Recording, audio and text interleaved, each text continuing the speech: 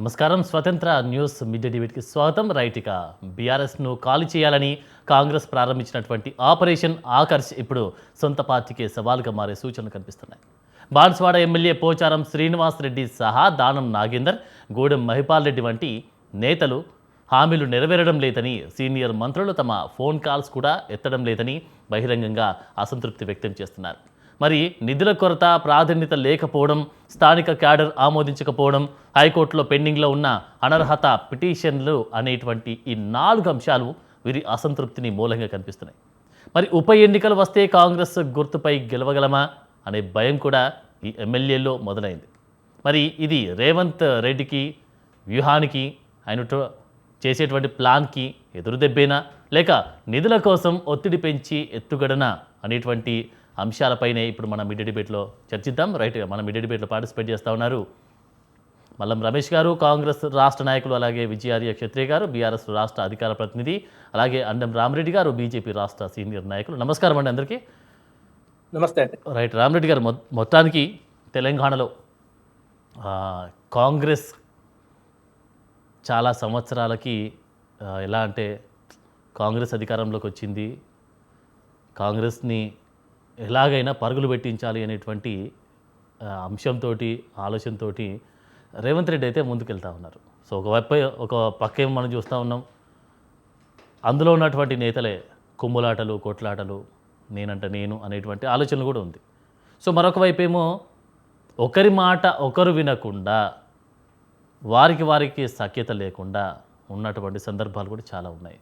మరొక వైపు ఇప్పుడు వలసలు వెళ్ళినటువంటి నేతలకే కావచ్చు, లేకపోతే అందులో ఉన్నటువంటి నేతలకే కావచ్చు, మంత్రులకే కావచ్చు, ఎమ్మెల్యేలకే కావచ్చు, రేవంత్ రెడ్డి అందుబాటులో లేకపోవడం, వారు చెప్పినటువంటి పనులు, అంటే వలసలు వచ్చినటువంటి వారి నేతల గురించి మాట్లాడితే వాళ్ళు చెప్పినటువంటి ఆ మాటలే కానీ, వారు చెప్పినటువంటి ఆ పనులే కానీ ఏది కూడా సక్సెస్ఫుల్గా రన్ అవ్వట్లేదు అనేటువంటి ఒక అసంతృప్తి అయితే వారిలో నెలకొంది.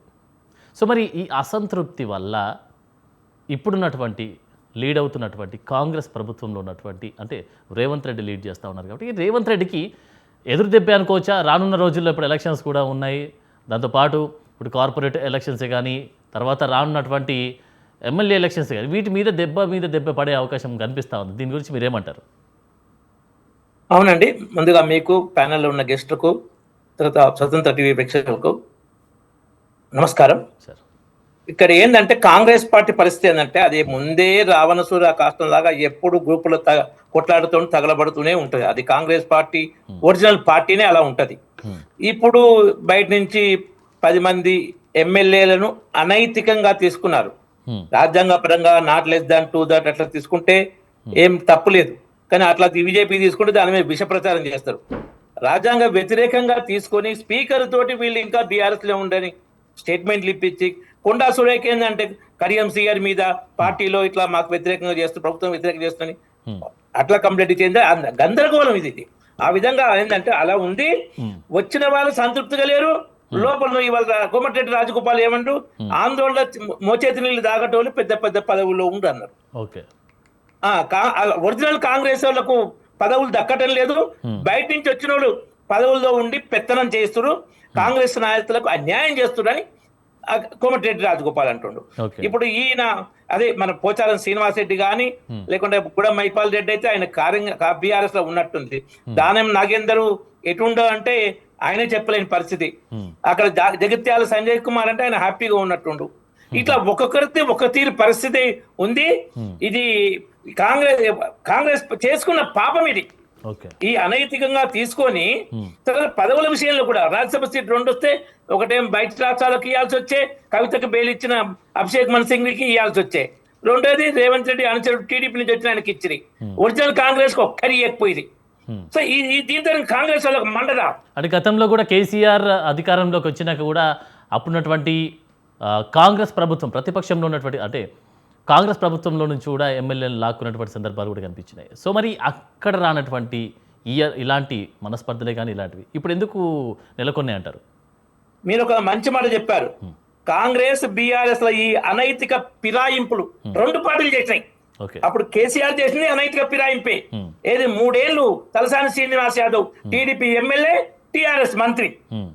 వాళ్ళు చేసింది అనైతికమే, వీళ్ళు చేసింది అయితే దీంతో ప్రజలకు మేలుతున్న ప్రజాస్వామ్యానికి తీరని చేటు, చాలా దారుణం. ప్రజాస్వామ్యానికి వీళ్ళు చేసేది ఏంటంటే చాలా దుర్మార్గమైన చేటు. వీళ్ళు చెప్పే మాటలు ఒకటి, చేసేది దానికి టోటల్ గా ఉల్టా. ఎలా అంటే రేవంత్ రెడ్డి బలిదేవతనే భారత్ మాత అన్నట్లు కాంగ్రెస్ బీఆర్ఎస్ చేసే పనులు ఏంటంటే చెప్పేది ఒకటి, చేసేది టోటల్ గా ఉల్టా.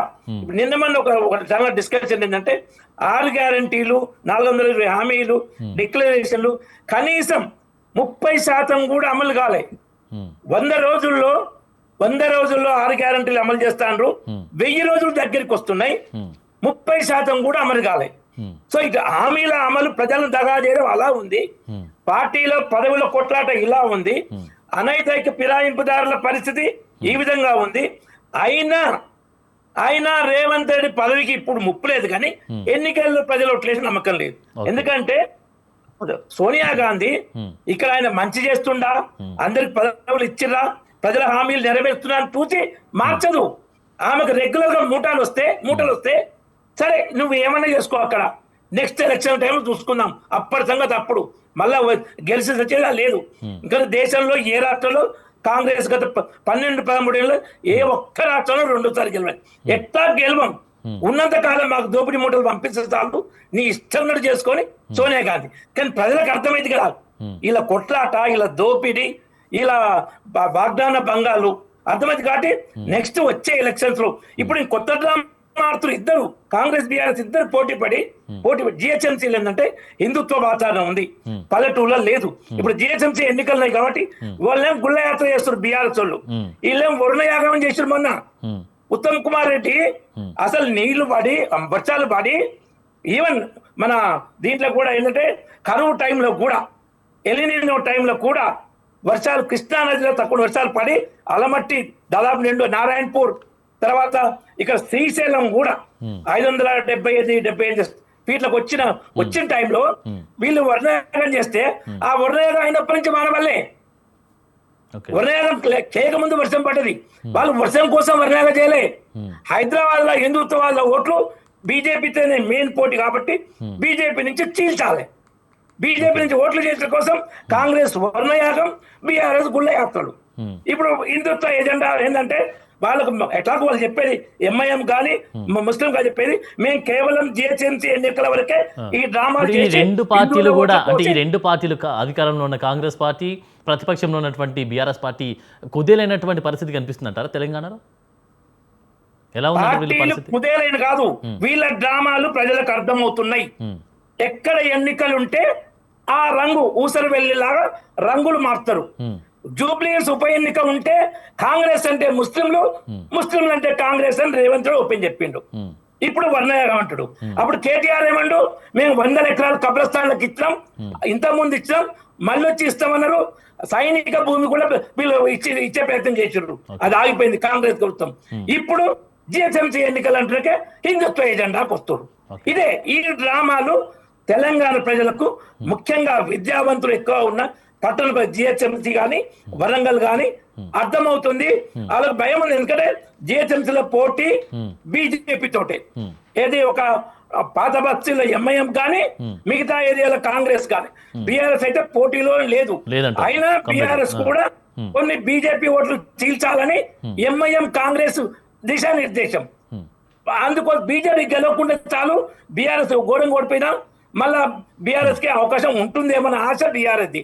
అందుకే బీజేపీని దెబ్బతీయాలని ఈ 3 పార్టీలు ఇట్లా డ్రామా చేస్తున్నాయి. ఓవైసీ ఎజెండాలో ఈ 2 పార్టీలు, కాంగ్రెస్ బీఆర్ఎస్ పార్టీలు హిందుత్వ డ్రామాలు చేస్తున్నాయి. ఈ కొట్లాట ఇలా ఉంది, ఎమ్మెల్యేల అసమ్మతి. ఇప్పుడు పోచారం కానీ దానం కానీ అసంతృప్తి వ్యక్తం చేస్తూ ఉన్నారు. నిధుల విషయమే కానీ మంత్రులు ఫోన్ ఎత్తట్లేదు అనేటువంటి వాటి మీద కూడా కొంతవరకు అయితే అసంతృప్తి వ్యక్తం చేస్తున్నారు. వీరి వల్ల మిగతా వారిపైన ఎఫెక్ట్ పడే అవకాశం ఉందా? పోచారం ఇంతకుముందు కూడా ఒక 6 నెలల క్రితమే చేశాడు, ఇప్పుడు మళ్ళీ చేస్తున్నాడు. మిగతా వాళ్ళని అంటే ఎవరి అవసరాలు వాళ్ళవి, ఒకరిని చూసి ఈ లైన్ తీసుకోరు. ఇప్పుడు జగిత్యాల డాక్టర్ సంజయ్ కుమార్ ఆయన పూర్తిగా కాంగ్రెస్ తో ఉంటుంది, ఎందుకంటే జీవన్ రెడ్డిని బయటికి పంపించాడు. ఆయనకు ఎదురు లేదు, ఆయన ఓల్డ్ పెరుగుతుంది జగత్యాలు కాంగ్రెస్ పార్టీ మీద. కాబట్టి ఆయన వీళ్ళని సపోర్ట్ చేయడు. ఈయన మన పటాన్చెరులో గూడెం మైపాల్ రెడ్డి ఆయనకు బీఆర్ఎస్ తో లాభమని మున్సిపల్ ఎన్నికల్లో బీఆర్ఎస్ 2 మున్సిపాలిటీని గెలిపించుకొని బీఆర్ఎస్ తో వాళ్ళు మంచిగా అనిపించుకుంటూ. సో ఒక్కొక్కరికి ఒక్కొక్క తీరుగా, ప్రజలు కాదు, పార్టీ కాదు, వాళ్ళ స్వార్థం, వాళ్ళ ఇప్పుడు ఆ నిధులు వాళ్ళ దోపిడి, భవిష్యత్తులో వాళ్ళ రాజకీయం కోసం ఎవరి డ్రామా వాళ్ళు చేస్తారు. వీళ్ళు కలెక్టివ్ గా చేయరు. ఎందుకంటే వాళ్ళని అడిగినా కానీ మరి కాంగ్రెస్ నాయకులు ప్రజాసేవ చేస్తురా, బీఆర్ఎస్ నాయకులు చేస్తురా, వాళ్ళలాగే మేము అంటున్నాం. రైట్. ఒకసారి మల్లం రమేష్ గారు కాంగ్రెస్ రాష్ట్ర నాయకులు ఉన్నారు మనతోటి. రమేష్ గారు సార్ నమస్తే. అలాగే విజయార్య క్షత్రియ గారు కూడా మన డిబేట్లో పార్టిసిపేట్ చేస్తూ ఉన్నారు. Welcome sir. బీఆర్ఎస్ రాష్ట్ర అధికార ప్రతినిధి.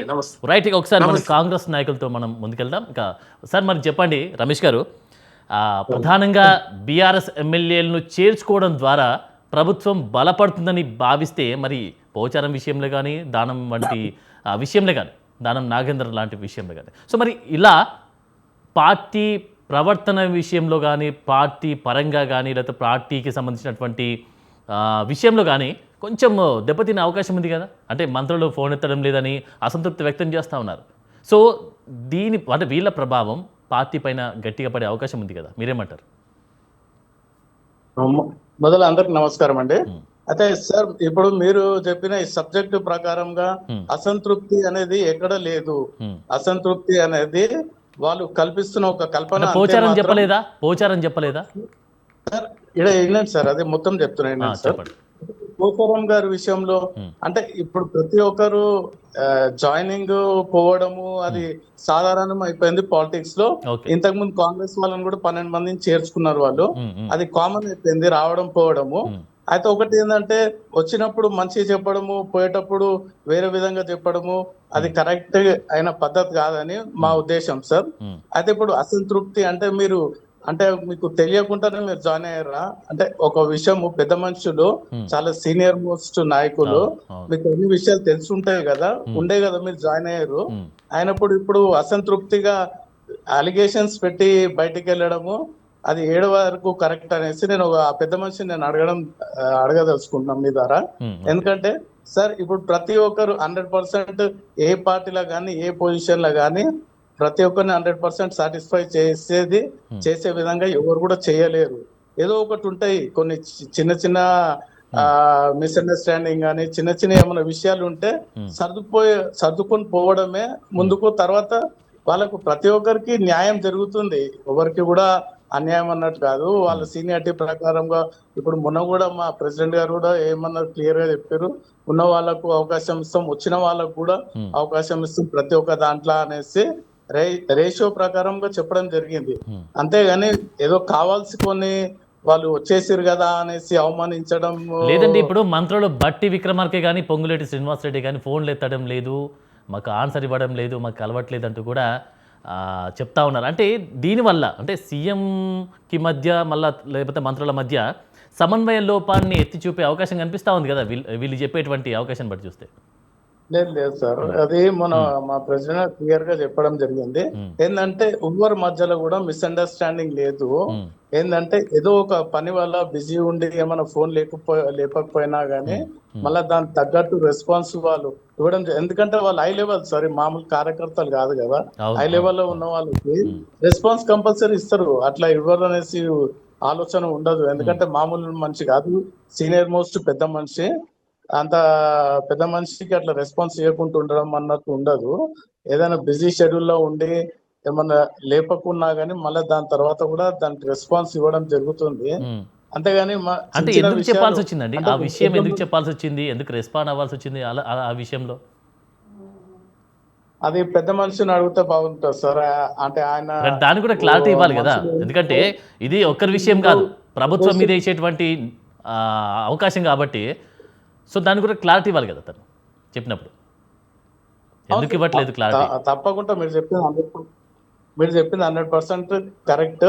ఒక పెద్ద నాయకునికే కాదు, చిన్న కార్యకర్తకు కూడా అసంతృప్తి ఉంటే క్లారిటీ ఇవ్వాల్సిన బాధ్యత మా నాయకులది ఉంటది. ఏ పార్టీ నాయకుడు అయినా కానీ ఆ నాయకుడు ఎవరైతే ఉంటాడో వాళ్ళకి ఒక రెస్పాన్సిబిలిటీ ఇవ్వడం, అంటే క్లారిటీ ఇవ్వడం వాళ్ళ రెస్పాన్సిబిలిటీ. ఎందుకంటే ఎలక్షన్స్ టైంలోనే మనము వాడుకొని తర్వాత వాళ్ళని పక్కకు పెట్టి కేర్ చేయడం అన్నట్టు ఉద్దేశం ఉంటే ఉమ్, వాళ్ళు వేరే విధంగా పోతుంది. అది అలా కాకుండా ఉమ్, రెస్పాన్స్ ఇవ్వాలా, దానికి కావాల్సిన క్లారిఫికేషన్ ఇవ్వాలా.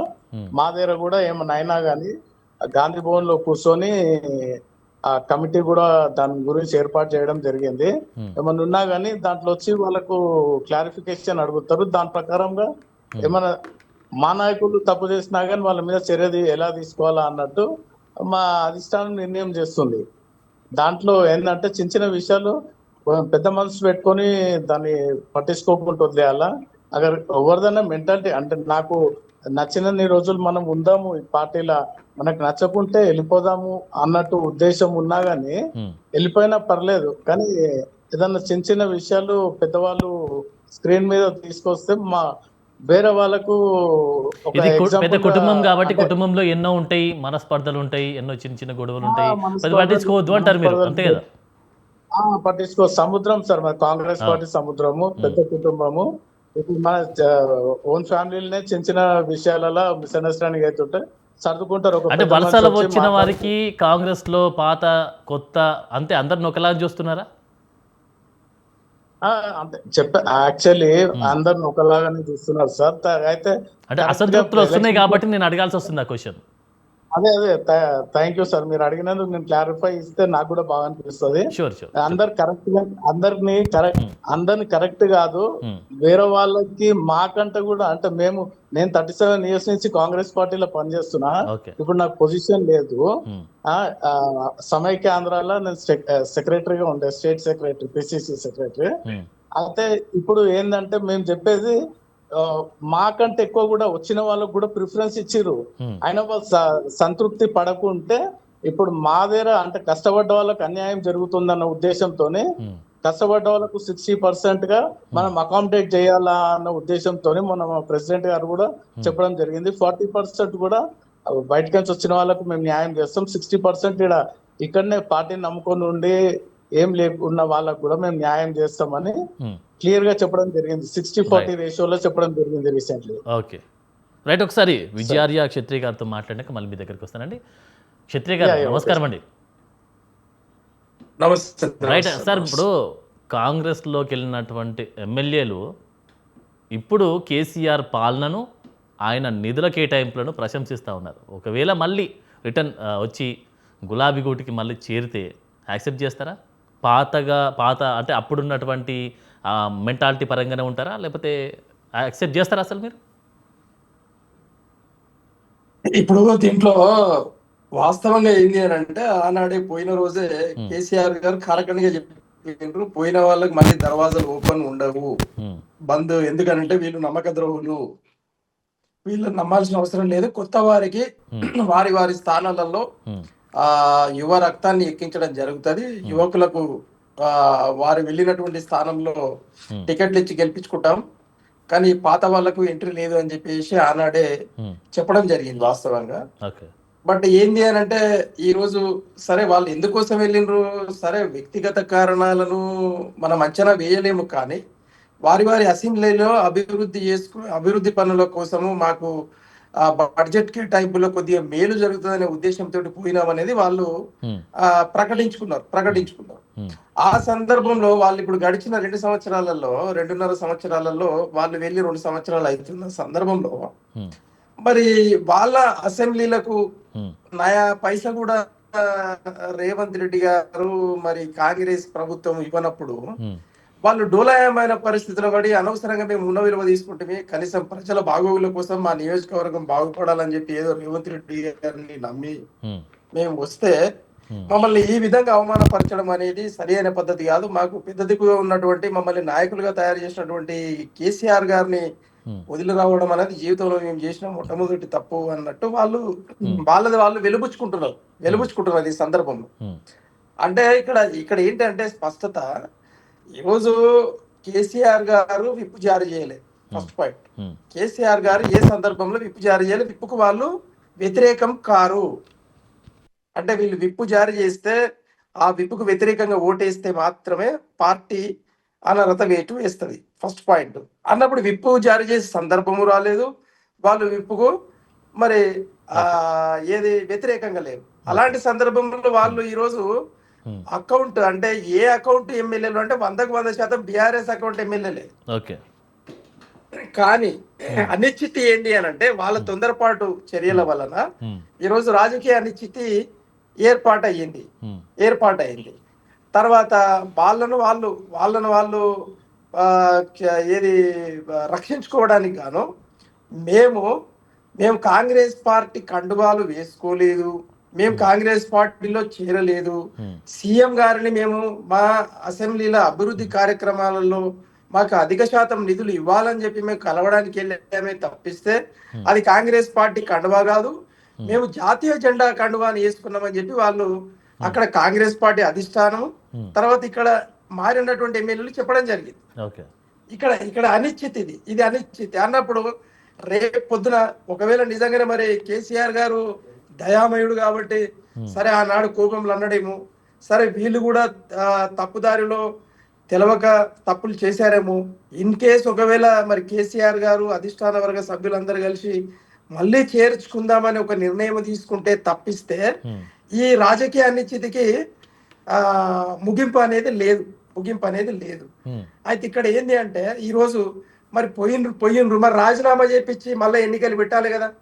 మీరు గమనించండి, ఈరోజు పార్టీ మారిండ్రు, మరి రేవంత్ రెడ్డి గారు కారకండిగా చెప్తా ఉన్నాడు పార్టీ మారిండ్రు, మిమ్మల్ని మేము విడదీసినాం అని చెప్పి అన్నప్పుడు మేమేమంటున్నామంటే నీకు దమ్ము ధైర్యం ఉంటే వాళ్ళని అనర్హత వేటు వేసి మరి అసెంబ్లీ ఎన్నికలు పెట్టండి, మీకు తెలిసిపోతుంది కదా ప్రజలు ఎటువైపు ఉన్నారా అనేది, బీఆర్ఎస్ వైపు ఉన్నారా కాంగ్రెస్ వైపు ఉన్నారా. అదొక విషయం.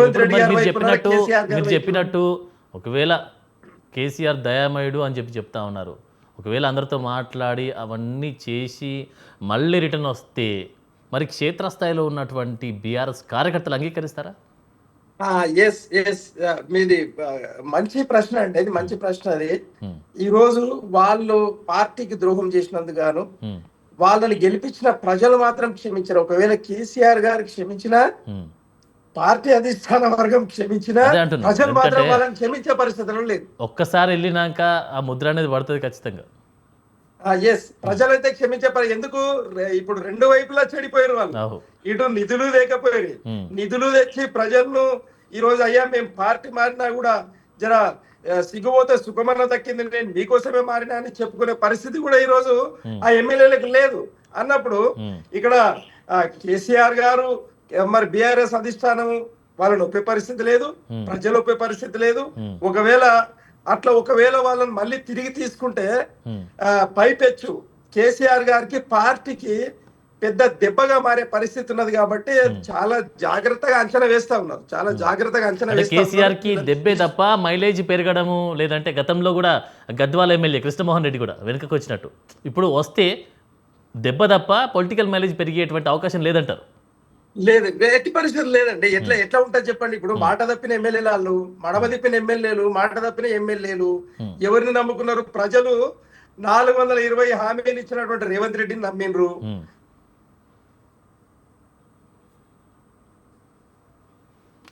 ఆయనకు సీట్ ఇచ్చిండ్రు, సీఎం సీట్ ఇచ్చిండ్రు, కుర్చీ ఇచ్చిండ్రు. ప్రజలకే ఈ రోజు దుర్మార్గంగా కాంగ్రెస్ పార్టీ ఈ రోజు అభివృద్ధి కార్యక్రమాలు కానీ వాళ్ళు ఇచ్చిన హామీలు కానీ చేయనప్పుడు ఈ ఆయననే పట్టించుకోకపోతే ఈ చెడిపోయిన ఎమ్మెల్యేలను పట్టించుకుంటారా అండి? ఈ చెడిపోయిన ఎమ్మెల్యేలు వీళ్ళకు రైట్. రామరెడ్డి గారు ఒక మాట మాట్లాడారు, రామరెడ్డి గారు ఒక మాట కూడా చెప్పారు. సో రామరెడ్డి గారు చెప్పినటువంటి విషయం ఏంటంటే క్షేత్రస్థాయిలో బీఆర్ఎస్కి ఓట్లు పడే అవకాశం లేదు, ప్రజలు నమ్మే సిచ్యువేషన్ లేరు, ఏమున్నా బీజేపీ కాంగ్రెస్ తప్ప రాబోయే ఎలక్షన్స్లో బీఆర్ఎస్ మాత్రం ఖచ్చితంగా ప్రజల దగ్గర అంటే అప్పుడున్నటువంటి ఆలోచన విధానం కూడా మార్చేసుకున్నారు ప్రజలు అని చెప్తా ఉన్నారు. దీనికి మీరేం చెప్తారు? ఇప్పుడు ఇక రామరెడ్డి అన్న సీనియర్ నాయకులు, సరే ఆయన అంచనా ఆయనకు ఉన్నది. కానీ గ్రామ స్థాయిలో ఈరోజు కేసీఆర్ గారి జపము ప్రతి పల్లెలా ప్రతి గడపన కేసీఆర్ జపం ప్రజలు వలుకుతా ఉన్నారు. ఇది కాదని లేని సత్యం. ఈ రోజు భారతీయ జనతా పార్టీ 12 సంవత్సరాలు అవుతున్న సందర్భంలో ఈ రోజు 18 నుండి 22 రాష్ట్రాలకు ఎగబాకింది. 18 నుండి 20 రాష్ట్రాలు. ఆయా రాష్ట్రాల్లో ఉన్న అభివృద్ధి పథకాలను మీరు గమనించాలి. ఒకసారి మరి రిపోర్ట్ తెచ్చుకోండి. ఎందుకంటే మా నాయకత్వం భారతదేశ వ్యాప్తంగా జరుగుతున్నటువంటి అంటే కాంగ్రెస్ పరిపాలన ఉన్నటువంటి భారతీయ జనతా పార్టీ పరిపాలన ఉన్నటువంటి అన్ని రాష్ట్రాల అభివృద్ధి కార్యక్రమాలను అంచనా వేసి అసలు కేసీఆర్ గారు చేసినటువంటి 10 సంవత్సరాల్లో చేసిన అభివృద్ధి కంటే వీళ్ళు కనీసం 40% అభివృద్ధి కార్యక్రమాలు కూడా ఆయా రాష్ట్రాల్లో చేయట్లేదు. కాబట్టి ఈరోజు వచ్చే కాలంలో ఒకవేళ థర్డ్ ఫ్రంట్ అని ఏర్పాటు అయితే ఖచ్చితంగా భారతీయ జనతా పార్టీని అలాగే కాంగ్రెస్ పార్టీ అధిష్టానం అంటే ఇక్కడ ఇండియా కూటమి, అక్కడ ఎన్డీఏ కూటమిని తట్టుకోగలిగిన శక్తి, అడ్డుకోగలిగిన శక్తి కేసీఆర్ గారు మాత్రం. ఎందుకంటే ఆ 10 సంవత్సరాల అభివృద్ధి కార్యక్రమాలు, సంక్షేమ కార్యక్రమాలు ఈ రోజు జనరంజకమైనవి. మళ్ళీ తెలంగాణ మోడల్నే తీసుకుపోయి కొన్ని సందర్భాలలో ఇదే కాంగ్రెస్ పార్టీ అధికారంలో ఉన్నటువంటి రాష్ట్రాలలో, అలాగే భారతీయ జనతా పార్టీ అధికారంలో ఉన్న రాష్ట్రాలలో వాళ్ళు అమలు చేస్తా ఉన్నారు. ఈడ పైపెచ్చు ఈ రోజు మనం ఉన్న 10 సంవత్సరాలలో కూడా ప్రతి రంగంలో తెలంగాణ స్టేట్ కు నంబర్ వన్ మొదటి స్థానం వచ్చినమాట వాస్తవం. ఇది కాదని లేదు, సత్యం ఇది. కాబట్టి ఖచ్చితంగా కేసీఆర్ గారు, బీఆర్ఎస్ పార్టీ వచ్చే కాలంలో 100% అన్ని సీట్లలో గెలిచి మళ్ళీ ప్రజల మెప్పు పొంది మళ్ళీ అధికారంలోకి రాబోతున్నది. భారతీయ జనతా పార్టీకి తెలంగాణలో ఎంట్రీ ఉండదు. రైట్, దాని గురించి మాట్లాడతాను. ఇప్పుడు దాని గురించి మాట్లాడతాను. ఒకసారి రామరెడ్డి గారి దగ్గరికి వెళ్దాం. రామరెడ్డి గారు ఒకటే సార్ నేను మాట్లాడిన ఒకటి నేను ఏమంటున్నానంటే, ఈ రోజు ప్రజలు గౌరవించి వాళ్ళకి 8 ఎంపీ సీట్లు ఇచ్చిండ్రండి, 8 ఎమ్మెల్యే సీట్లు ఇచ్చిండ్రు. మరి ప్రజల కోసం ఏం చేస్తా ఉన్నారు ఈ భారతీయ జనతా పార్టీ? ఒక్క రోజన్నా పార్లమెంట్ లా తెలంగాణ ప్రజల కోసం మాట్లాడిందా? అలాగే కాంగ్రెస్ పార్టీకి 8 మంది ఎంపీలను ఇచ్చిండ్రు, ఒక్క రోజన్నా తెలంగాణ ప్రజల కష్టాలను మాట్లాడలేదు కదా. మాకైతే గుండుస్తున్న ఉన్నది, లోక్సభలో గుండుస్తున్న ఉన్నది, అది ప్రజలను మేము శిరస వహిస్తాం. కానీ మీరు ఏం చేసిరంటే తెలంగాణ గొంతుగా లేకపోతే రాష్ట్రం తెలంగాణ ప్రజలు ఆగమవుతారు అనేది ఈ రోజు ప్రజలకు అర్థమైపోయింది. కాబట్టి నో ఎంట్రీ భారతీయ జనతా పార్టీకి, నో ఎంట్రీ. కాంగ్రెస్ అయితే గల్లంతు, కానీ బీజేపీ ఎంట్రీ కళ అనేది అది కలగన మిగిలిపోతుంది, అంతే కలగన మిగిలిపోతుంది. రైట్, రామరెడ్డి గారు. దేశంలో ప్రతిపక్ష నాయకుని హోదా అనుభవిస్తూ కోట్లు దిగమింగుతూ అసెంబ్లీకి కానీ ప్రజల్లోకి కానీ నాయకుడు కేసీఆర్ తప్ప ఇంకొక్కరు లేరు, ఎవ్వరు లేరు. రైతులు వడ్లు అమ్ముకుంటే అష్ట కష్టాలు పడుతున్నా కానీ కాంగ్రెస్ 30 నెలలు పాలన దాటిన తర్వాత హామీల తుంగలో తొక్కినా కానీ ప్రతిపక్ష నాయకుడిగా మొత్తం జీతం తీసుకుంటారు, ఎక్కడ ఒక్క రూపాయి వదలట్లేదు. ఒక్క ప్రశ్న అసెంబ్లీలో అడిగిండా, అసెంబ్లీలోకి వస్తుండా, లేదా ప్రజల్లోకి వచ్చి నిలదీస్తుండా? యువరక్తం అని ఇంతకుముందు చెప్పారు, ఏది టీఆర్ఎస్ లో యువరక్తాన్ని తీసుకొస్తున్నామండి. జగిత్యాల జీవన్ రెడ్డి లాగా జగిత్యాల జీవన్ రెడ్డిని ఏం చేసుకుని వచ్చి ఉపన్యాసం దంచిండు, మళ్ళీ పోయి ఫామ్ హౌస్ లో జోడిండు. ఇలాంటి నాయకుడిని ఎలా నమ్ముతారు? అంతకుముందు అధికారంలో ఉన్నప్పుడే ఏ ఒక్కరిని హామీలు చేసినా ప్రజలు దించేసిర్రు. ఇప్పుడు ప్రతిపక్ష నాయకుడుగా ఉన్నప్పుడు ఆయన ఏ బాధ్యత నిర్వహించుండు, ఎలా నమ్ముతారు? ఆయన బిడ్డే చెప్తుంది కవిత, మన అధికారం పోయేదాకా బీఆర్ఎస్ లో ఉన్న కవిత 10 ఏళ్ళు పీకి కట్టలు కట్టినారంటే సమాధానం చెప్పేటోళ్ళు లేడు. వీళ్ళని ప్రజలు ఎలా నమ్ముతారు?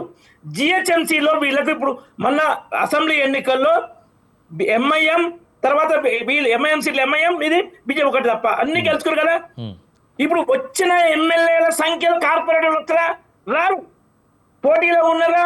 లేరు. ఎందుకంటే లోక్సభ ఎన్నికల్లో 10 లక్షలు అసెంబ్లీలో వస్తే 3 లక్షలకు పడిపోయాయి లోక్సభ ఎన్నికల్లో. ఇక్కడ మల్కాజీ కానీ ఎక్కడ కానీ ఎక్కడన్నా సెకండ్ ప్లేస్ లో ఉందా? జిహెచ్ఎంసీ 4 ఎంపీ స్థానాల్లో ఎక్కడైనా సెకండ్ ప్లేస్ లో ఉందా?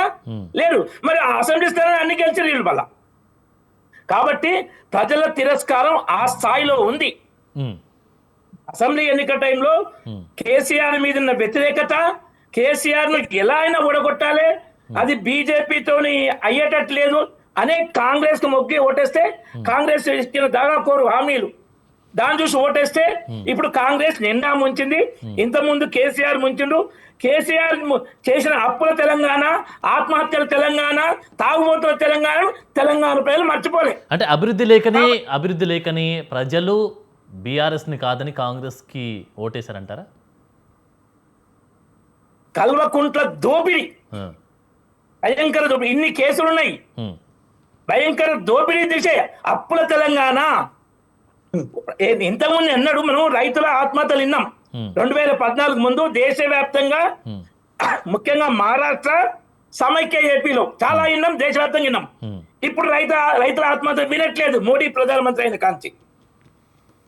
కానీ కేసీఆర్ ప్రభుత్వంలో సర్పంచులు కూడా ఆత్మహత్యలు చేసుకోరు, ఉద్యోగస్తులు కూడా 317 జీవో తోటి భార్యాభర్తలు, ఒకరు ఆదిలాబాద్ అంటే ఇంకోళ్ళు గద్వాల్ అంటే ఆ విధమైన ఇబ్బందులతోని ఉద్యోగస్తులు కూడా ఆత్మహత్యలు చేసుకోరు. రైట్. ఇంతకుముందు మీరు చెప్పారు సార్, ఇంకొక విషయం చెప్పారు రామరెడ్డి గారు, ఒక విషయం చెప్పారు. ఇప్పుడు ఏంటంటే రాబోయే ఎలక్షన్స్లో మీకు కాంగ్రెస్కి అని చెప్పి మీరు చెప్తా ఉన్నారు. ఇటు కాంగ్రెస్ బీఆర్ఎస్ చెప్తుంది, కాంగ్రెస్ బీఆర్ఎస్కి మాత్రమే పోటీ ఉంటుంది, బీజేపీ అసలు రాదు తెలంగాణలో అంటూ కూడా చెప్తున్నటువంటి వైనం కనిపిస్తుంది. దీనికి సంబంధించి నేను చెప్పింది ఇంతకుముందు చెప్పింది జిహెచ్ఎంసీ విషయంలో బీజేపీతోనే ఎంఐఎంకు పోటీ పాత బస్తీలో, ఓకే, బీజేపీతోనే కాంగ్రెస్ పోటీ మిగతా ఏరియాలో, ఓకే, బీఆర్ఎస్ పోటీలు లేదు. జిహెచ్ఎంసీ ఎన్నికలు ఉన్నాయి, దానికోసం కాంగ్రెస్ ఆ జిహెచ్ఎంసీ ఎన్నికల తర్వాత బీఆర్ఎస్ అడ్రస్ గల్లంత అవుతుంది, ఎందుకంటే పోటీలు లేదు కాబట్టి. తర్వాత తెలంగాణ అసెంబ్లీ ఎన్నికలకు 6 నెలల ముందు కర్ణాటక అసెంబ్లీ ఎలక్షన్స్ ఉన్నాయి. మే 2028 కర్ణాటక అయితే నవంబర్ 2020 నవంబర్ డిసెంబర్లో తెలంగాణ ఎన్నికలున్నాయి. అక్కడ కాంగ్రెస్ ఘోరంగా ఓడిపోయి బీజేపీ ఘన విజయం వస్తుంది, క్లియర్ గా అక్కడ పరిపాలన చూసి తెలుస్తుంది. అయితే గత అసెంబ్లీ ఎన్నికల్లో విజయార్య క్షేత్రి గారు చెప్పినటువంటి వాటి గురించి మనం మాట్లాడితే, అసలు 8 మంది ఎంపీలున్నా తెలంగాణ గురించి ఏం చేయట్లేదు, ఏం అడగట్లేదు, గొంతు ఎత్తట్లేదు అంటూ కూడా చెప్తా ఉన్నారు. మీరేమో అబద్ధాలు ఏమైనా మాట్లాడొచ్చు. ఒకటి, ప్రభుత్వం పనిచేయనప్పుడు గొంతెత్తుతారు. కిషన్ రెడ్డి గారు స్పష్టంగా 12 సంవత్సరాల్లో 12 లక్షల కోట్లు తెలంగాణకు ఇవ్వడం, ఖర్చు పెట్టడం జరిగింది. ఎవరు చర్చకు వచ్చినా నేను సమాధానం చెప్పాలి రెడీ అన్నాడు. ఎవ్వరూ దాన్ని ఛాలెంజ్ తీసుకోలేదు. కిషన్ గారు ఛాలెంజ్ చేస్తే 12 లక్షల సంవత్సరాల్లో 12 లక్షలు. అంతకుముందు కేసీఆర్ ముఖ్యమంత్రి 2023 జూన్నే 9 లక్షల సంవత్సరాలు 9 లక్షల కోట్లు బుక్ ప్రింట్ చేశారు కిషన్ రెడ్డి గారు. ఈ అసెంబ్లీ ఎలక్షన్ ముందు మళ్ళీ ప్రింట్ చేస్తాం మేము తెలంగాణకి ఏం చేసినాం అనేది. కాబట్టి కిషన్ చెప్తే ఎవరు ఛాలెంజ్ తీసుకోరు. ప్రభుత్వం పనిచేసి తెలంగాణకు కావాల్సిన ఇస్తున్నప్పుడు ఇంకా ప్రశ్నించేయమంటే చిన్న చిన్న విషయాలు ఉంటాయి తప్ప తెలంగాణకు అన్యాయం జరిగినప్పుడు ప్రశ్నిస్తారు. అన్యాయమే జరిగినప్పుడు ఎట్లా? ఇంకోటి కేసీఆర్ 2 విషయాలు చెప్తా. ఇక్కడ తెలంగాణ అభివృద్ధి కావద్దు, మాకు రాజకీయాలు ముఖ్యమైనవి. కేంద్ర ప్రభుత్వము మెడికల్ కాలేజీలు దేశవ్యాప్తంగా పెడుతున్నాము, తెలంగాణలో కూడా మెడికల్ కాలేజీ లేని జిల్లా పేరుతో అప్లై చేయండి, ఏ జిల్లాలో లేకున్నా మేము ఇస్తాము, ప్రైవేట్ గానీ ప్రభుత్వం కానీ ఒక మంచి మెడికల్ కాలేజ్ లేకుంటే అప్లై చేయిస్తామంటే మమతా మెడికల్ కాలేజ్ ఉన్న ఖమ్మం జిల్లా, ప్రతిమా మెడికల్ కాలేజ్ కరీంనగర్ జిల్లా ఇచ్చి మీరు తెలంగాణకి మెడికల్ కాలేజీలు ఇవ్వద్దు, తెలంగాణ డెవలప్మెంట్ ముఖ్యం కాదు మాకు, మా రాజకీయం ముఖ్యమైన చాటి చెప్పింది బీఆర్ఎస్ కేసీఆర్. రెండో విషయం, 2015లో 2 లక్షల ప్రధానమంత్రి ఆవాస్ యోజనలకు 4,550 కోట్లు ఇస్తే అవి ఇంతవరకు ఎండ్లు ఇవ్వలేదు, మళ్ళీ అప్లై చేయలేదు. 28 ఏళ్ళున్నా అప్లై చేయలేదు. అంటే డెవలప్మెంట్ ముఖ్యం కాదు, రాజకీయం చేసే బీఆర్ఎస్ ను తెలంగాణ ప్రజలు ఎందుకు గెలిపిస్తారు? రైట్. ఒకసారి రమేష్ గారు. హలో, చెప్పండి సార్. చెప్పండి సార్. ఇప్పుడు ఒక విషయం స్పష్టం చేయదలుచుకున్నాము. ఏంటంటే మాకు ఎలక్షన్స్ లో పోటీ లేదు సార్. ఒక విషయము. ఇంకోటి ఏంటంటే ఇప్పుడు ఇంతకుముందు బ్రదర్ చెప్పినట్టు వస్తే వేరే పార్టీకి నుంచి వస్తే ఇమీడియట్ క్యాన్సిల్ చేసి ఎలక్షన్స్ పెట్టడము బాధ్యత కాబట్టి పెట్టలేందుకు అని అంటే, అలా బీఆర్ఎస్ లో ఫస్ట్ టైం బీఆర్ఎస్ గవర్నమెంట్ వచ్చినప్పుడు అప్పుడు వేరే పార్టీలకి వచ్చిన వాళ్ళకు ఎందుకు మళ్ళీ వాళ్ళు ఆ విధంగా అమలు చేయలేదు సార్? అదొకటి. ఎందుకంటే అమలు చేయలేదు, వాళ్ళు ఎమ్మెల్యేలు ఉన్నారు, మినిస్టర్లు ఉన్నారు, అంతా నడుస్తూనే ఉంది. ఎన్ని అబ్జెక్షన్స్ చేసినా ఎంత చేసినా కానీ అది అమలు చేయలేదు. వాళ్ళు అలా నడిపించుకుంటూ వెళ్ళిపోయారు. అయితే ఇంకోటి ఏంటంటే ఇప్పుడు బ్రదర్ చెప్పినట్టు ఒకటే విషయం ఏంటంటే ఎలక్షన్స్ లో అంటే బీజేపీ కానీ టిఆర్ఎస్ కానీ ఏదైనా అభివృద్ధి కార్యక్రమంలో కూడా కాంగ్రెస్ పార్టీ ఇచ్చిన హామీల ప్రకారంగా ఇప్పుడు రేషన్ కార్డ్స్ కూడా ఇనాగ్రేషన్ చేయబోతున్నారు. ఉత్తమ్ కుమార్ రెడ్డి గారు చెప్పారు, రేవంత్ రెడ్డి గారు ఆల్రెడీ దాన్ని ఇంప్లిమెంట్ చేస్తున్నారు ఇప్పుడు. అయితే ఇంకోటి ఏంటంటే డబుల్ బెడ్రూమ్స్ కూడా మాక్సిమం అందినాయి. ఇంకా చాలా మంది కూడా డబుల్ బెడ్రూమ్స్ కూడా ఇస్తామని హామీ చేయడం జరిగింది. అయితే వచ్చిన ఇంకా పీరియడ్ ఉన్నది సార్, మాకు టైం ఉన్నది. ఇంకా తగ్గిన ఏమైతే మేము హామీలు ఇచ్చినామో ఆ హామీలు అన్ని ఇంకా నెరవేర్చడానికి టైం ఉంది మాకు, ఇంకా ఆ టైం లోపల అన్ని నెరవేరుస్తాం అనేసి ఈ సభాముఖంగా ఇద్దరికి తెలియడం జరుపుతున్నాం సార్. ఒకటి ఏంటంటే మేము ఏదైనా అంటే చెప్పాము అంటే కాంగ్రెస్ పార్టీ చరిత్ర గల పార్టీ, ఇట్లా తప్పుకునే పార్టీ కాదు. ప్లస్ ఎవరిని కూడా ఎవరన్నా వచ్చినా కానీ వాళ్ళ మా అంతలు మేము ఎవరిని పిలవడం కానీ జరగదు, వాళ్ళంతలు వాళ్ళు వస్తేనే తీసుకోవడం జరిగింది. అయితే దాని విషయంలో కూడా వాళ్ళు న్యాయం జరగలేదన్న విషయంలో కూడా అంటే చిన్న చిన్న విషయాలు పట్టించుకొని ఆ సబ్జెక్ట్ డైవర్ట్ చేసుకుంటే వెళ్ళిపోవడం అది కూడా కరెక్ట్ అయిన పద్ధతి కాదు. కానీ కాంగ్రెస్ పార్టీకి మాత్రం ఎక్కడ కూడా డోకాలు ఇస్తారు. ప్రజలకు మాత్రం, మమ్మల్ని నమ్ముకున్న ప్రజలకు మాత్రం మేము న్యాయం చేయడానికే ముందుకు పోతున్నాము. వాళ్ళకి మాత్రం ఎలాంటి అన్యాయం జరగకుండా న్యాయం చేయడానికే ముందుకు పోతున్నాం కాంగ్రెస్ పార్టీ. అంతే. ఓకే, ఇప్పుడు ఈ ఆపరేషన్ ఆకర్ష్ వల్ల అంటే ఈ విమర్శలు రావడము, వీళ్ళు ఫోన్లు ఎత్తకపోవడము, లేకపోతే వాళ్ళు ఎత్తట్లేదంటూ కూడా వీళ్ళు చెప్పడము, అంటే ఇది ఒక టైప్ ఆఫ్ పార్టీ మీద ఎఫెక్ట్ పడే అవకాశం కనిపిస్తూ ఉంది కదా సార్. పెద్దలు దాన్ని సరిదిద్దుకుంటారు. అది ఇంకోటి ఏంటంటే నేను అంటే ప్రతి ఒక్కరు కూడా మాకు అందరికి చెప్పడం కూడా జరిగింది. ఏదైనా అసంతృప్తి ఉంటే కలిసి మాట్లాడాలా కానీ ప్రెస్ త్రూగా వచ్చి అది పార్టీకి ఎఫెక్ట్ అయ్యే విధంగా చెయ్యొద్దు అన్నట్టు, ఇలాంటి చెయ్యొద్దు అన్నట్టు చర్యలు కూడా తీసుకోవడం జరిగింది పార్టీ. మళ్ళీ ఇప్పుడు మళ్ళీ ఒక ఇన్సిడెంట్ ఆ విధంగా జరిగింది కాబట్టి దాన్ని క్రమశిక్షణ కమిటీ వాళ్ళు చూసుకుంటారు, దాని గురించి చూసుకొని ఏడ తప్పు జరిగింది, ఏడ మిస్టేక్ జరిగింది అన్నట్టు వాళ్ళు దాన్ని క్లారిఫై చేసి క్లారిటీ దాన్ని వాళ్ళు తప్పనిసరి ఇవ్వడం జరుగుతుంది సార్. దానికని ఒకరికి మాత్రం అన్యాయం చేయాలా అన్న ఉద్దేశం మాత్రం కాంగ్రెస్ పార్టీకి ఉండదు. ఏదైనా మిస్అండర్స్టాండింగ్ వల్ల కొంత దూరం అవ్వడం జరుగుతుంది. అది మనం కొంచెం పెద్ద మనసుతో ఆ మిస్అండర్స్టాండింగ్ లేకుండా పట్టించుకోకుండా ముందుకు సాగితే వాళ్ళకు 100% న్యాయం జరిగి ఫ్యూచర్ కూడా వాళ్ళకు దాంట్లో 100% కాంగ్రెస్ పార్టీ కల్పిస్తుంది. రైట్. ఇంకో విషయం సార్, ఇప్పుడు పార్టీ మారి వచ్చినటువంటి వీరికి ఒకవేళ అనర్హత వేటు వేయడము, తర్వాత ఒకవేళ అనర్హత వేటు వేస్తే వచ్చేటువంటి ఉప ఎన్నికలకు గెలిపించుకునేటువంటి అవకాశం మీకుందా? ఆ వాతావరణం కనిపిస్తూ ఉందా క్షేత్రస్థాయిలో? 100% సార్, 100%. ఇంకోటి ఈ సిస్టమ్ కూడా మీరు అన్నట్టు అనర్హత వేటు ఇదొక్కటే ఇప్పుడు కాంగ్రెస్ గవర్నమెంట్ అనే కాదు సార్, ఆ సిస్టమ్ చాలా స్ట్రిక్ట్ గా చేయాలా. నేను రిక్వెస్ట్ చేసేది ఆఫీషియల్ ఎలక్షన్ కమిషన్ స్ట్రిక్ట్ గా చేయాలా. ఎవరన్నా ఒక పార్టీ గుర్తుతో గెలిచిన తర్వాత గవర్నమెంట్ వచ్చినాక ఇంకో పార్టీకి పోతే అలాంటి వాళ్ళని ఇమీడియట్ సస్పెండ్ చేసేయాలా, ఒక రూల్ తీసుకురావాలా. స్పీకర్ ప్రసాద్ రావు గారు ఎందుకు చేయలేదండి? గడ్డం ప్రసాద్ రావు గారు అలా ఎంపీగా పోటీ చేసిన వ్యక్తిని కూడా అదే చెప్పడం. నేనేం చెప్తున్నా సార్, నేను అదే చెప్తున్నా సార్. నేను మా గురించి మాట్లాడతలే. ధన్యవాదాలు, మీకు ధన్యవాదాలు. మీరు నిజం సిస్టమ్ మార్చాలా సార్, సిస్టమ్ మార్చాలా. ఎలాంటి సిస్టమ్ ఉంటే మళ్ళీ ఇంకో పర్సన్ కి ధైర్యం రాదు, మళ్ళీ గెలిచినాక మళ్ళీ ఇంకో పార్టీకి పోదాం. స్వార్థం అనేది ఉండదు మనిషి లోపల. అదే ఇక్కడ ప్రజలకు సేవ చేద్దామన్న ఆలోచన వస్తుంది. అలాంటి వాళ్ళని సస్పెండ్ చేసి మళ్ళీ ఎలక్షన్ లో కాంటెస్ట్ చేయకుండా చెయ్యాలి అలాంటి వ్యక్తులని అని నేను మీ ద్వారా రిక్వెస్ట్ చేస్తాను. ఇంకొక విషయం, ఇప్పుడు మీరు అన్నారు ఉప ఎన్నికలు వస్తే మేము ఖచ్చితంగా గెలుస్తాం అంటే, మీరు గెలుస్తారంటే గెలుస్తాము అని చెప్తాను అంటే ఏ విషయంలో గెలుస్తారు, ఎట్లా గెలుస్తారు? ప్రజల నమ్మకం కాంగ్రెస్ వైపు ఉందా? ఉన్నది సార్, నేను అదే చెప్తున్నాను.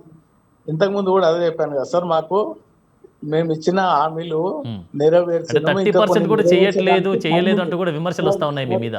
6 నెలల్లో 2 లక్షల ఉద్యోగాలు అన్నారండి. 6 నెలల్లో 2 లక్షల ఉద్యోగాలు, 6 గ్యారంటీలు 100 రోజుల్లో. ఏమి చేశారు సార్? అట్లా హైకమాండ్ కూడా చెప్పారు సార్ 2 కోట్ల ఉద్యోగాలు అనేసి.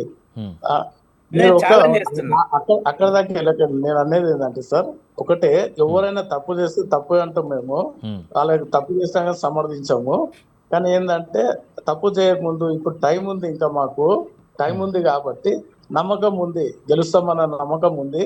అయితే హామీలు కూడా ఇప్పుడు ప్రజల లోపల ఇంకా నమ్మకం ఉంది మా మీద.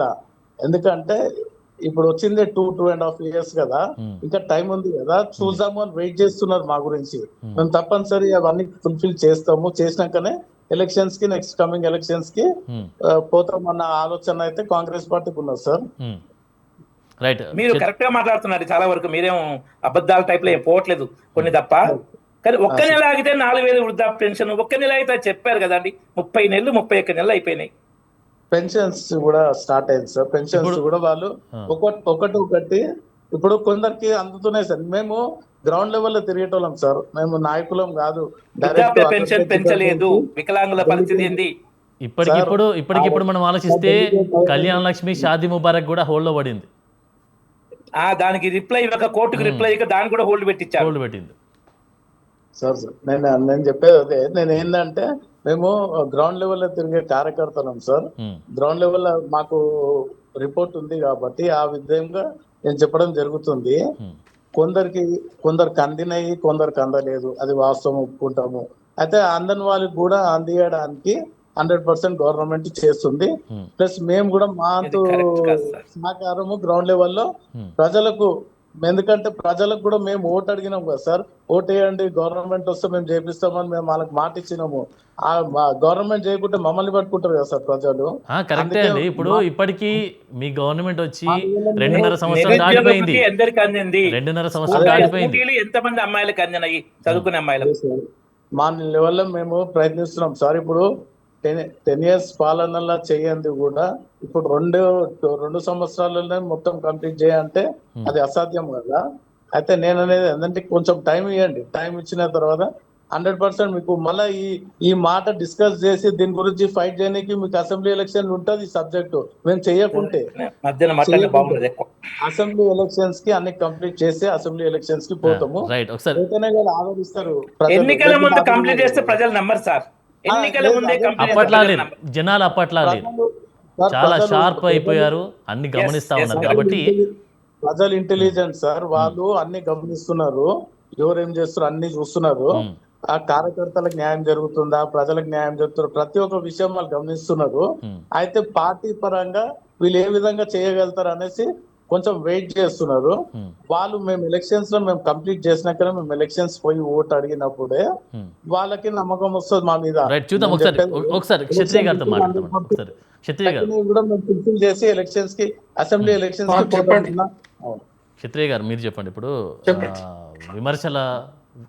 విమర్శల పర్వం కొనసాగుతూ ఉంది. దాంతోపాటు మీ దగ్గర నుంచి వెళ్ళినటువంటి వారు వాళ్ళ దగ్గరికి వెళ్ళడం, మళ్ళీ మీ దగ్గరికి, అంటే అధినేత గురించి, బీఆర్ఎస్ గురించి గొప్పలు చెప్పడం, అంటే ఇది ఒక టైప్ ఆఫ్, అంటే వాళ్ళ ఉనికి కాపాడుకోవడమా, లేకపోతే నిధుల సమీకరణ కోసమా, లేకపోతే ఇంకేదైనా ఆలోచన చేసే అవకాశం ఉందా దాని వెనుక?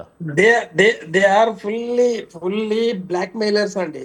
బ్లాక్ మెయిలర్స్ అయిపోయింది. ఏమున్నది, అంతకుముందు పార్టీ గెలిపించిన ఎమ్మెల్యేలు పార్టీ అధిష్టానాన్ని కాదని పోయినరు, అది బ్లాక్ మెయిలింగ్ 100%. తర్వాత ఇప్పుడు కాంగ్రెస్ పార్టీని బ్లాక్ మెయిల్ చేస్తా ఉన్నారు. మీరు ఇవ్వకపోతే మళ్ళీ మా కేసీఆర్ దగ్గరికి పోతామని. ఎవరు నమ్ముతాడండి? ఎవరు నమ్ముతాడు చెప్పండి? అర్థం కాదా? అర్థం అవుతుంది కదా, జనాలకు అర్థం అవుతుంది, పార్టీలకు అర్థం అవుతుంది. వీళ్ళు బ్లాక్ మెయిలర్స్, స్వార్థపరులు. వీళ్ళు స్వార్థపరులు. వీళ్ళకి ఇంకా మళ్ళీ రాజకీయ జీవితం నిజంగా కూడా ఖతమైనట్టే, ఖతం కావాలి. ఇంతకుముందు పెద్దలు చెప్పినట్టు ఇది ఈ సంస్కారం అనేది ఇది మంచి పద్ధతి కాదు రాజకీయాలలో. ఒక పార్టీకి కట్టుబడి ఉండాలి, ఒక సిద్ధాంతానికి కట్టుబడి ఉండాలి. తర్వాత ఒకవేళ నిజంగానే నీకు అధిష్టానం మీద కోపం ఉన్నదంటే బరాబర్ రాజీనామా చేసి మొగోని లేక నిలబడి మళ్ళీ గెలవాలి. తప్పు కాదు. కానీ నువ్వు అటు కాకుండా ఇటు కాకుండా జనాల ఓట్లు వేయించుకొని ఇష్టానుసారం ప్రవర్తిస్తా అంటే రాజ్యాంగం ఒప్పదు, ప్రజలు ఒప్పరు, అధిష్టానాలు ఒప్పరు. ఒకటి. ఇక రెండవది అయితే ఇది కాంగ్రెస్ ఆకర్షణ కాదు, కాంగ్రెస్ పై వికర్షణ యుద్ధం చేస్తా ఉన్నారు వాళ్ళు. ఇక్కడ ఆకర్షణ ఎవరు లేదు, వాళ్ళని ఎవరు ప్రజలు ఆకర్షించరు. ఇక్కడ బీఆర్ఎస్ ఆకర్షించదు వాళ్ళని, వాళ్ళ అవసరమే లేదు బీఆర్ఎస్ పార్టీకి. First point. ఎందుకంటే రెండవ తరం నాయకులు రెడీగా ఉన్నారు. వాళ్ళు అసెంబ్లీ ఇన్ఛార్జీల పదవులను చేపట్టడానికి రేపో మాపో ప్లీనరీ పెట్టేసేసి వాళ్ళ స్థానంలో ఇంకొకరికి ఇన్ఛార్జిగా ఇచ్చి యుద్ధంలోకి పంపించే దాంట్లో కేసీఆర్ గారు. అయితే ఎట్లయితే అవమానపరిచిండ్రు అట్లనే వాళ్ళని కూడా ఇక 2 ఏళ్ల దాకా ఎట్లా చేయాలని అట్లా చేస్తూనే ఉంటారు. కానీ వాళ్ళని ముద్దు పెట్టుకునేది లేదు, దగ్గర చేర్చుకునేది లేదు. ఇదైతే వాస్తవం. ఇక రెండవదండి, ఇక రామిరెడ్డి అనబట్టే 12 లక్షల కోట్ల రూపాయలు తెలంగాణకి ఇచ్చాం. మేమేమంటున్నాం సార్, మన రేషియో, తెలంగాణ రేషియో ఏది పన్నుల విషయంలో తెలంగాణ రేషన్ 11% కంటే ఎక్కువ ఉందండి. 11% కంటే ఎక్కువ ఉంది. ఈ రోజు వరకు నిధులు మనకు మళ్ళీ రిటర్న్ ఇస్తారు కదా, ఆ రిటర్న్ నిధులు ఓన్లీ 4% అండి. 4% అంటే తక్కిన మొత్తము 7% మన పన్నులు, మనం సొంతంగా మన తెలంగాణ ప్రజల డబ్బు వేరే రాష్ట్రాలకు, ఉత్తరప్రదేశ్, బీహారు, అక్కడ ఆంధ్రప్రదేశ్, అక్కడ రాజస్థాన్, అంటే భారత్ ఎన్డీఏ కూటమి ఎక్కడైతే ప్రభుత్వంలో ఉన్నదో ఆయా ప్రభుత్వాలకే మన తెలంగాణ ప్రజలు ధనాన్ని ఖర్చు పెట్టారో తప్పిస్తే మనకు 4% మాత్రమే ఇచ్చిండ్రు దాంట్లో. ఇక కాబట్టి మేము ఏమంటున్నామంటే, ఈరోజు కేసీఆర్ గారిని దొంగ అంటున్నారు, పార్టీని దొంగ అంటున్నారు. మేమేమంటున్నాం అంటే, మరి 12 సంవత్సరాల నుండి రాజకీయం చేస్తున్న మోదీ గారు కూడా దొంగనేనా? మరి భారతీయ జనతా పార్టీ కూడా దొంగనేనా? అసలు రాజకీయాలలో పదాలే రావద్దు. ఆ పదాలే నేను దొంగ అని అనలేదండి, నేను అనలేదు, ఎవరు దొంగ అనలే. మరి దోపిడీ అన్నారు కదా, దోపిడీ చేస్తుండ్రు. మరి దోపిడీ ఎవడు చేస్తాడు? ఆస్తులు ఎట్లున్నాయి ఒక్కొక్కరికి ఫామ్ హౌస్లు, దొంగ అనలే. అట్లా కాదండి, దోపిడీ ఎవడు చేస్తాడు? దొంగనే చేస్తాడు కదా. దాని మీనింగ్ ఏంది? దాని పర్యాయ పదం ఏంది? అయితే ఇక్కడ ఏంటంటే, కేసీఆర్ గారు ఫామ్ హౌస్ నుండి రాకపోనికే నేను చాలా సార్లు చెప్పినా, ఒక 50 లక్షలు ఇస్తూ పట్టుడు పోయినటువంటి ఒక మోసకారి అవినీతి పరుడు ముఖ్యమంత్రి కుర్చీలో కూర్చొని తర్వాత ఆయనను 10 సంవత్సరాలు చెరబెట్టినటువంటి ఒక వ్యక్తి, ఇష్టం లేని వ్యక్తి ముఖ్యమంత్రిగా ఉన్నందుకే కేసీఆర్ గారు అసెంబ్లీకి రాడు, మాట్లాడడు. ఆయన అనుయాయులుగా ఎమ్మెల్యేలు ఉన్నారు, మా పార్టీ ఎమ్మెల్యేలు ఉన్నారు, వాళ్ళు మాట్లాడతారు ఆన్ బిహాఫ్ ఆఫ్ కేసీఆర్. మాట్లాడుతూనే ఉన్నాం కదా మేము, మాకు స్పష్టత ఉందండి ఏం చేయాలి ఏం చేయకూడదని. అట్లనే ప్రజలు ఇచ్చిన అధికారం, ప్రజలు సేవకునిగా కేసీఆర్ గారిని గుర్తించిండ్రు. ఆయన చేస్తున్న సేవకు గాని మరి గౌరవ వేతనం ఇస్తా ఉన్నారు, తీసుకోవద్దా మరి? అంటే ప్రజలు ఒకవేళ డబ్బును తిరస్కరిస్తే ప్రజలను తిరస్కరించినట్టు అవుతుంది, ప్రజలను అవమానపరిచినట్టు అవుతుంది. సేవ చేస్తున్నాం కాబట్టే తెలంగాణ రాష్ట్రం వచ్చింది, సేవ చేస్తున్నాం కాబట్టి తెలంగాణ నంబర్ 1 స్టేట్ గా నిలబెట్టినాం. రేపు పొద్దుగా ఈ 5 సంవత్సరాలు ప్రజలకు అర్థమవుతుంది భారతీయ జనతా పార్టీ ప్రభుత్వాలు, అలా కేంద్ర ప్రభుత్వం ఏం చేస్తా ఉన్నది, అట్లనే రాష్ట్ర ప్రభుత్వంలో కాంగ్రెస్ పార్టీ మరి ఏదో నమ్మితే ఓట్లేస్తే ఏం చేసిందని ప్రజలు గుర్తిస్తారు. కాబట్టి ఖచ్చితంగా ఈ 2 పార్టీలకు వైపు ప్రజలు మొగ్గరు, వాళ్ళకు బుద్ధి చెప్తారు. ఇక రెండవది, ఇప్పుడు మన బ్రదర్ చెప్పినట్టు మీ కాలంలో, కాంగ్రెస్ బ్రదర్ చెప్పినట్టు మీ కాలంలో పార్టీ మారలేరంటే, మేము రాజ్యాంగబద్ధంగా రాష్ట్రం తెచ్చినాం, రాజ్యాంగబద్ధంగా రాజకీయాలు చేసినాం. మేము లెజిస్లేటివ్ పార్టీగానే తీసుకున్నాం కానీ తెలుగుదేశం పార్టీ వాళ్ళు కానీ కాంగ్రెస్ పార్టీగా వాళ్ళు వస్తే ఒకరిగా తీసుకోలేదండి. మొత్తం మూకుమ్మడిగా లెజిస్లేటివ్ పార్టీగా రాజ్యాంగంలో ఏమి రాసి పెట్టబడిందో ఆ విధంగా వస్తేనే పార్టీలను విలీనం చేసుకున్నామే తప్పిస్తే మెజారిటీ బై మైనారిటీలో మేము ఒక్కొక్క ఎమ్మెల్యేలను బూచి చూపెట్టి ఆకర్షించి మేము పార్టీలో చేర్చుకోలేదు. ఆ అవసరం కేసీఆర్ గారికి ఆనాడు లేదు, ఆ అవసరం ఆనాడు టిఆర్ఎస్ పార్టీకి లేదు. తలసాని శ్రీనివాస్ యాదవ్ కు మొత్తం అందరు వచ్చినా కానీ మంత్రి పదవి ఇచ్చిరా, మొదలు మంత్రి పదవి ఇచ్చిరా? అట్లాగా సార్, ఇప్పుడు శ్రీనివాస్ యాదవ్ 2014లో మంత్రి, 2017లో టీడీపీ విలీనం, 3 ఏళ్ల తర్వాత మీరు ఎట్లా అంటారు? అవును. అయితే మేమేమంటున్నాం సార్ మేమేమంటున్నాం అంటే, రాజ్యాంగం ఏం చెప్తా ఉన్నది, పార్టీల మార్పు జరిగితే విధి విధానాలు గిట్లా ఉండాలి అని రాజ్యాంగం చెప్తున్న క్రమంలో తెలుగుదేశానికి సంబంధించిన 18 మంది 21 మంది ఎమ్మెల్యేలు 18 మంది ఎమ్మెల్యేలు మారినప్పుడు చేర్చుకునే బాధ్యత మాది ఉంటది. రాజ్యాంగాన్ని మేము అనుసరించినాం. ఇదే కాంగ్రెస్ పార్టీ మరి 2వ దఫాలో మరి మెజారిటీ బై మైనారిటీ ఎమ్మెల్యేలు వాళ్ళంతలో వాళ్ళు వచ్చారు, పార్టీని విలీనం చేసిర్రు. మరి ఎంపీగా వచ్చినప్పుడు తీసుకోవాలని రాజ్యాంగం చెప్తున్నప్పుడు మేము దాన్ని అనుసరించినాం. మేము ఇంకొకటి ఛాలెంజ్ చేసినాం, ఎవరికి? రేవంత్ రెడ్డి గారికి. అయ్యా మా దగ్గర ఇంకా 26-28 మంది ఎమ్మెల్యేలు ఉన్నారు, నీకు ఇష్టం ఉంటే వాళ్ళని కూడా తీసుకో, బీఆర్ఎస్ ఎల్పీని దాంట్లో చేర్చుకోవయ్యా అని అన్నాం. మేము ప్రజల వద్దకు మా పార్టీ గొప్పదా మీ పార్టీ గొప్పదా చూద్దామని అన్నారు. మరి ఎందుకు చేతగాలే రేవంత్ రెడ్డికి? 10 మంది ఎమ్మెల్యేలు 6 మంది ఎమ్మెల్సీల దగ్గర ఎందుకు ఆయన రేవంత్ రెడ్డి? అంటే ఇక్కడ ఏంటంటే విషయము, ఆయనకు చేత కాలే అంటే ఆయనకు ఏదీ చేత కాదు, తిట్టుడు తప్పిస్తే. ఒక పెద్దలను గౌరవించేది లేదు, అన్న అనేది లేదు, తమ్మి అనేది లేదు. దుర్మార్గుడు, ఇటువంటి దుర్మార్గం ముఖ్యమంత్రి నీ పడదాకా చూడలే మేము. సార్ మీరు చెప్పేది సెకండ్ టర్మ్ లో జరిగిన విషయాలు చెప్తున్నారు. నేను చెప్పింది మీకు ఫస్ట్ టైం మీరు గవర్నమెంట్ ఫామ్ చేసిన విషయం నేను చెప్పేది. మీరు ఇప్పుడు మొన్న 12 మంది వచ్చిన సంగతి చెప్తున్నారు, ఆ విషయాలు చెప్తున్నారు మీరు. అయితే అప్పుడు కూడా సార్, అప్పుడు కూడా ఎప్పుడైనా కూడా ఎల్పీగా వచ్చినప్పుడు మాత్రమే అందరూ బల్క్ గా వస్తే అట్లా కాదు, అది పద్ధతి కాదు. రాజ్యాంగాన్ని మనం తిరస్కరించినట్టయితే రాజ్యాంగాన్ని ప్రజలను గౌరవించాలి. అధికారం ఉన్నంత మాత్రాన మనము జబర్దస్తుకోవాల్సిన అవసరం లేదని చెప్పి కేసీఆర్ గారు ఒక సిస్టమేటికల్ గా రాజకీయాలు చేశారని చెప్తా ఉన్నా నేను. మళ్ళా కూడా మేమేమంటున్నామంటే, సరే భయ్ మా మీద కోపం ఉంది కదా, మేము మా కాలంలో మేము ఎట్లా చేసినాం మీరు అట్లా చెయ్యండి అని కూడా మళ్ళీ సజెషన్ ఇవ్వడం జరిగింది. మా దగ్గర ఇంక 26 మంది 28 మంది ఎమ్మెల్యేలు ఉన్నారు, వాళ్ళను కూడా మీ పార్టీలో చేర్చుకోండి, ఆకర్షించండి అని అవకాశం ఇచ్చినాం. సమయం చాలా తక్కువ ఉంది కాబట్టి అవినీతి అన్నారు కదా, మా మీద మేమే కమిషన్లు వేయమని చెప్పినాం, మా మీద మేమే కమిషన్లు వేయమన్నాం, మా మీద ఎంక్వైరీ కమిషన్ వేయమని చెప్పింది మేమే కదా, మా జగదీశ్వర్ రెడ్డి గారి దగ్గర ఛాలెంజ్ చేసింది. మరి ఇప్పటిదాకా ఆ కమిషన్ వేసినటువంటి నివేదికలు ఈ రోజు ప్రజల ముందు పెట్టారు, మళ్ళీ తీసుకుపోయి కేంద్ర ప్రభుత్వం నెత్తి మీద వేస్తుంది. ఏమైంది రేవంత్ రెడ్డి, ఏమైంది? ప్రతి ఎలక్షన్ వచ్చినప్పుడల్లా ఏదో అబద్ధం మాట్లాడడం, మా మీద బురద జల్లడమే తప్పిస్తే నీకు వచ్చింది ఏంది, నీకు పోయేది ఏంది? అంటే ఇక్కడ అబద్ధాలు. అంటే ఈ రోజు కాంగ్రెస్ పార్టీ పరిపాలన ఎట్లా అయిపోయిందంటే సార్, మాట తప్పిన ప్రభుత్వంగా, మనము తిప్పిన ప్రభుత్వంగా, మరి కూల్చివేతల ప్రభుత్వంగా, నరికివేతల ప్రభుత్వంగా ఈ రోజు రేవంత్ రెడ్డి గారి కాంగ్రెస్ ప్రభుత్వం ఈ రోజు నిరూపించబడ్డది. కాబట్టే వాళ్లకు ప్రజలు ఈ రోజు ఖచ్చితంగా బుద్ధి చెప్తారు. బీజేపీ పార్టీని అసలు తెలంగాణలోకి అడుగుపెట్టనియ్యారు. ఎందుకంటే ఆల్రెడీ తెలిసిపోయింది, 8 ఎమ్మెల్యే ఇచ్చినాం, 8 ఎంపీలను ఇచ్చినాం, అయినా వీళ్ళు కూడా తెలంగాణ విషయంలో కాంగ్రెస్ లాగా చేస్తా ఉన్నారనేది ఇక్కడ సుస్పష్టత. సార్ కాంగ్రెస్ పార్టీని ఆ విధంగా మీరు విమర్శిస్తే ఆ ప్రజలను విమర్శించినట్టే. ఎందుకంటే ప్రజలు ఎన్నుకున్నారు మమ్మల్ని, పార్టీని. మీరు వాళ్ళని విమర్శించినట్టే. మీరు ఆల్రెడీ వాళ్ళ మీద మేము పోరాటం చేస్తా ఉన్నాము. మీరు మంచి పరిపాలన మీరు మంచి పరిపాలన చేసి మరోసారి మీరు అధికారంలోకి రండి అని చెప్తా ఉన్నాం మేము. డాక్టర్ సాబ్ ఒక నిమిషం. రైట్, రామరెడ్డి గారు చెప్పండి.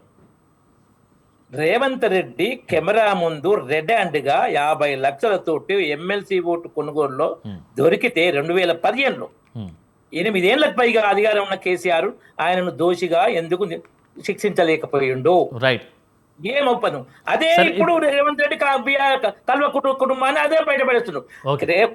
కేసీఆర్ ఏమో మొగల్ రేకులు సీరియా నడిపిస్తే ఈ రేవంత్ రెడ్డి కార్తీక దీపం సీరియల్ నడుస్తున్నారు.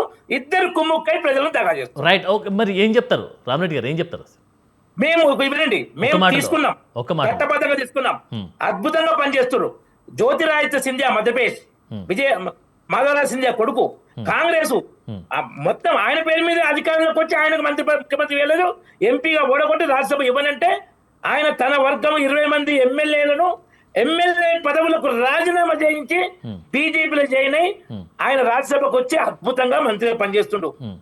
మన ఇక్కడ హిమంత బిశ్వ శర్మ అస్సాం ముఖ్యమంత్రి, ఇప్పుడు ఆయన రాహుల్ గాంధీని కలవడానికి పోతే ఆయన కుక్కకు బిస్కెట్లు తినిపిస్తూ ఆయన కలవడానికి లేట్ చేస్తే అవమానంగా ఫీల్ అయి కాంగ్రెస్ పార్టీకి రాజీనామా చేసి ఈశాన్య రాష్ట్రాల్లో కాంగ్రెస్ పార్టీ నామరు కూడా లేకుండా చేసిండు. అద్భుతంగా బీజేపీలో పనిచేస్తుండు. ఫైనల్ గా రామరెడ్డి గారు సమయం అయిపోయింది. ఫైనల్ గా ఏం చెప్తారు? చట్టవిధంగా తీసుకోలే రామరెడ్డి గారు, కానీ బీజేపీలోకి వచ్చాడు, అద్భుతంగా పనిచేస్తున్నారు. ఫైనల్ ఒక మాటలో ఏం చెప్తారు? ఒక మాటలో ఇప్పుడున్న సిచ్యువేషన్ లో. అవి అనైతిక ఫిరాయింపులు మంచిది కాదు. ఇంతకుముందు వారు కాంగ్రెస్ వాళ్ళు కరెక్ట్ గానే మాట్లాడారు. ఎవరైనా దీన్ని ఆపాలి, ఆ పాయింట్ కరెక్ట్. కాబట్టి దీన్ని ప్రజల్లో బలంగా రావాలి. దీనికి వ్యతిరేకంగా ఫిరాయింపుదారులను ఓడగొట్టాలి. మన టీడీపీ అన్నట్టు కాంగ్రెస్ భారతీయ జనతా పార్టీ ఇద్దరు ఒకటే. జాతీయ పార్టీ డైలాగులు పనిచేయాలి. ప్రాంతీయ పార్టీలను ఇచ్చగొట్టాలి, ప్రాంతీయ పార్టీల నామరూపాలు లేకుండా కాంగ్రెస్ ప్రభుత్వం ఉన్నా, కేసీఆర్ ప్రభుత్వం ఉన్నా, ఎంఐఎం. రైట్, మొత్తానికైతే తెలంగాణలో ఈ యొక్క విషయం చూస్తే మనం ఇటు బీఆర్ఎస్ కానీ అటు కాంగ్రెస్ కానీ కంప్లీట్గా వలసలు వచ్చినటువంటి వారికి ఖచ్చితంగా ఏదో జరుగుతుందని చెప్పేసి మేము వచ్చినామని చెప్తా ఉన్నారు. అక్కడ చూస్తే క్షేత్రస్థాయిలో చూస్తే ఏం జరగట్లేదు. మళ్ళీ బీఆర్ఎస్కి సంబంధించినటువంటి విషయంలో పొగిడేటువంటి ప్లాన్ చేస్తూ ఉన్నారు. సో రోజుకైతే తెలంగాణలో పరిస్థితులు మొత్తం మారిపోతా ఉన్నాయి. ఇటు కాంగ్రెస్ కానీ, ఇటు బీజేపీ కానీ, ఇటు బీఆర్ఎస్ కానీ రానున్న రోజుల్లో బలంగా వెళ్ళేటువంటి ప్లాన్ చేస్తూ ఉన్నారు. కానీ క్షేత్రస్థాయిలో ఏ విధంగా వెళ్తారు అనేటువంటి విషయం కూడా మనం చూసే ప్లాన్ చేద్దాం. రైట్గా మన మీడియా డిబేట్లో పార్టిసిపేట్ చేసినటువంటి వారికి అందెం రామరెడ్డి గారు, అలాగే మల్లం రమేష్ గారు, విజయార్య క్షత్రియ గారికి ధన్యవాదాలండి. ఇది ఇవాళ మీడియా డిబేట్ అంశం. మరొక అంశంతో మళ్ళీ కలుద్దాం. నమస్కారం.